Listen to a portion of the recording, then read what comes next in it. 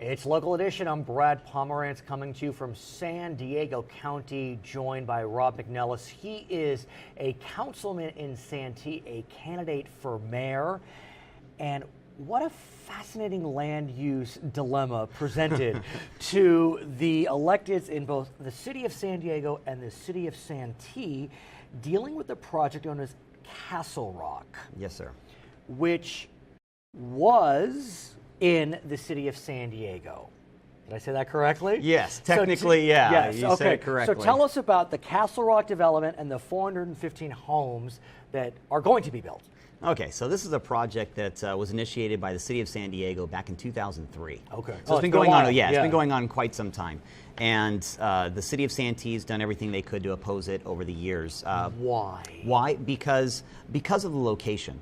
The location, the ingress and egress of the property actually goes directly into the current high school.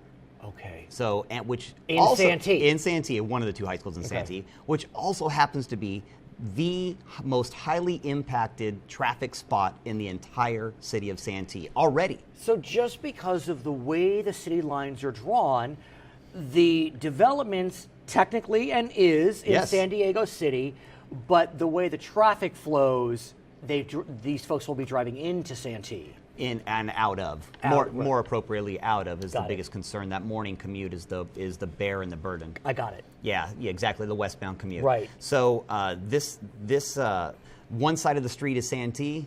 The south side of the street is Santee. The north side of the street is City of San Diego. So let's talk about what happened. So San Diego approved the project. Correct. And there was nothing Santee could do about that. No, we actually did try to fight it. We said we wouldn't supply fire safety. Our sheriff wouldn't show up when there was a call. We got Padre Dam to say that they wouldn't supply water. But in the end, it all came down to you don't have the authority to do that. State law is mutual aid. And so the closest has to provide that service. And so the concerns were lack of infrastructure as part of the project, negative impact on the Stowe Trail. There were concerns about GHG reduction goals, concerns about a landfill. I mean, it just goes on and on and on. But we're not done. No. Project approved. Yes. But then there was discussion about whether it would be appropriate for Santee to annex the land from San Diego. Correct. Talk us through why San Diego would agree to give up that land and why would Santee want it anyway? Well, we want it. I mean, once the project is complete, once they approved it, once it was done, and there was no more fighting, it's done. Right. Now you have two options. Okay, the option A is San Diego develops and builds this property and keeps all development fees, park and lieu fees, all the permitting fees, everything of that nature. And at the same time, they keep the property tax revenue that will result from the property. And we will end up still having to supply fire safety, public safety, infrastructure as far as road use and all that good stuff.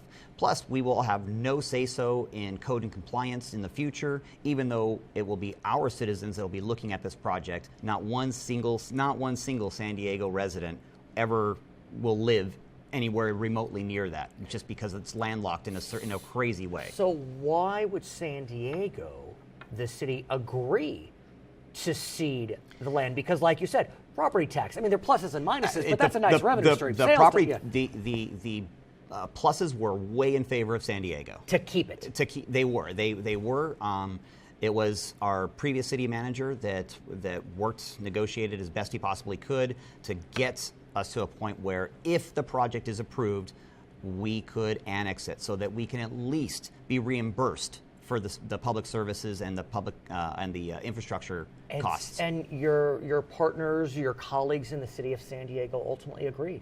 They agreed, but they agreed. Yeah, they agreed only. It really is. My goodness, they only agreed in the form of we're going. They underlined and scored it. We are building. The project's going to be built.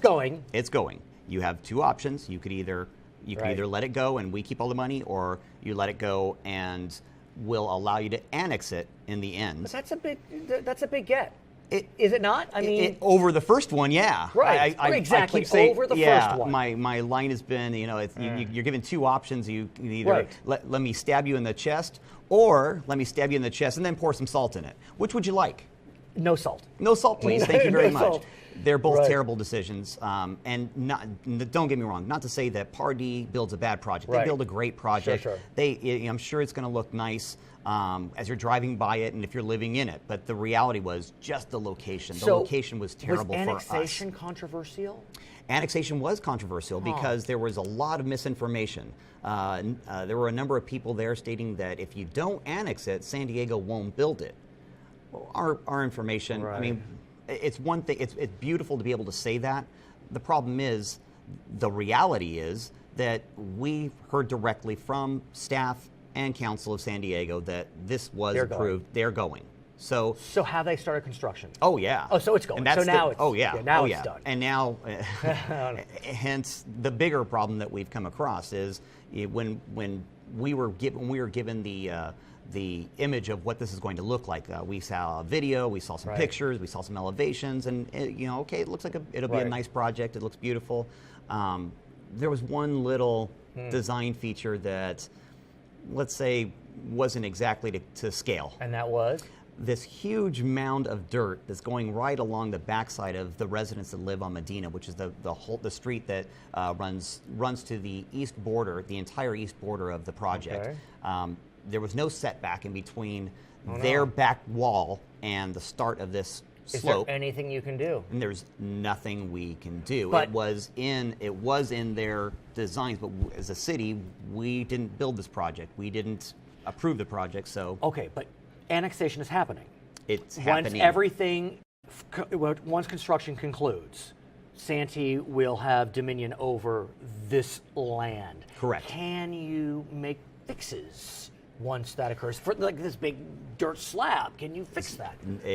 Structurally, no. Structurally, no. Because this is a structural mound now.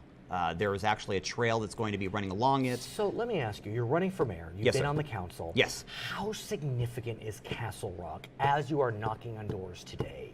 Oh, it's tremendously significant. It's lit the fire between the pro-growth in Santee and the no-growth in Santee.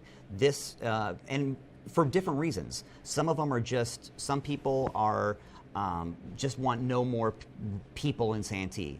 Most are more concerned with traffic impacts. So is there anything you can do once the project is done to mitigate traffic impacts? That's where we do have some ability to mitigate. And in fact, we have the ability right now. It's just we have to have, one, the intestinal fortitude as a council to do it, and two, we actually have to put money towards it.